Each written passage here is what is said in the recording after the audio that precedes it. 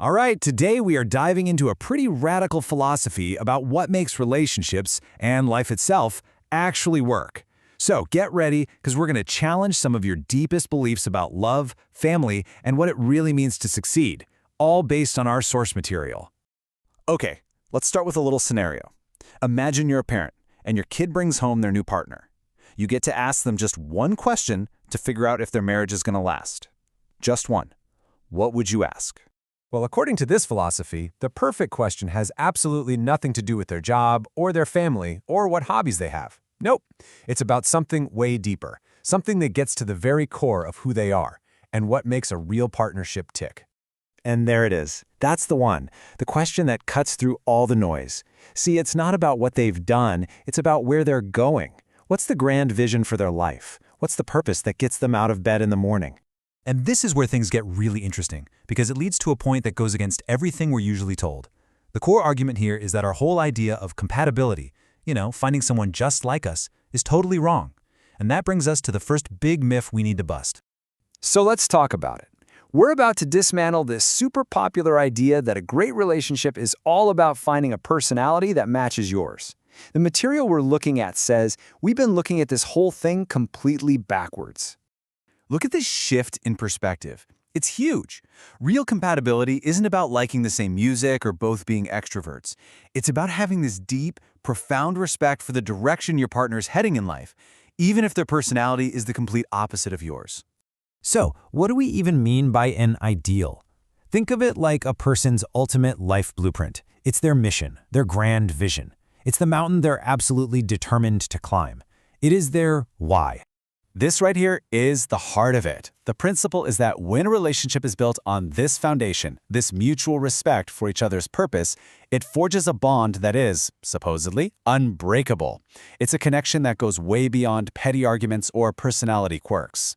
But hey, this wild idea of putting an individual's path first doesn't just stop at love and romance. It actually goes into an even touchier subject, our duty to our family. Okay, brace yourselves, because this next part might be the most challenging idea we're going to talk about.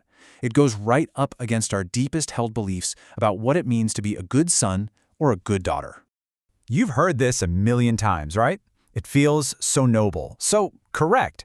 The idea that no matter what, you have to stick by your parents, share their burdens, and prop them up, even if it costs you everything.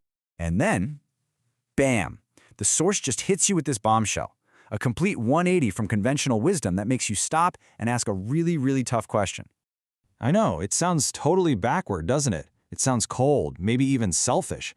But according to the source, there is a powerful, pragmatic logic behind this seemingly heartless advice. This isn't about abandonment, it's about strategy. So, let's break down this counterintuitive strategy. It's a step-by-step process that completely redefines what it means to actually truly support the people you love. Here it is, laid out in 4 clear steps. You see the pattern? Real help doesn't come from getting tangled up in the mess. It comes from making yourself independent first so you can come back and help from a position of genuine strength, not shared weakness. And here's where it gets really practical. The source argues that by staying home to help, you're basically sending a signal to social programs and other aid organizations that everything's fine. Your very presence can literally block them from getting the outside help they actually need. Ugh, this is a tough one to hear. The language is incredibly blunt, but the idea is powerful. It suggests that staying isn't always a selfless sacrifice. Sometimes it can be an excuse, a retreat from your own potential, born out of a fear of striking out on your own. So really, it boils down to this choice.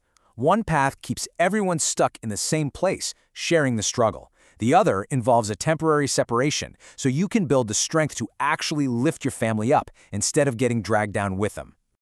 All of this leads to the ultimate lesson from our source material, the incredible importance of taking radical ownership of your own path and literally designing your own life. The source is basically arguing that we're in the middle of a major cultural shift. The future, it says, belongs to people who can live their own lives to the fullest while respecting the independent lives of others. The old, entangled way of doing things is on its way out. So these are kind of the new rules for success. The call to action is to prioritize your own growth, not out of selfishness, but from the simple understanding that the stronger you are, the more you can actually help anyone else. And this is the final direct order. It's a command to shift your entire mindset from one of blame to one of design. Stop seeing yourself as a product of your circumstances and start seeing yourself as the architect of your future. And that's the provocative question this whole idea leaves us with.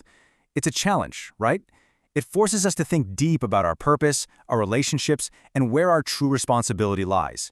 Because according to this philosophy, the most loving thing you can do for anyone else is to first and without apology build a life of your own.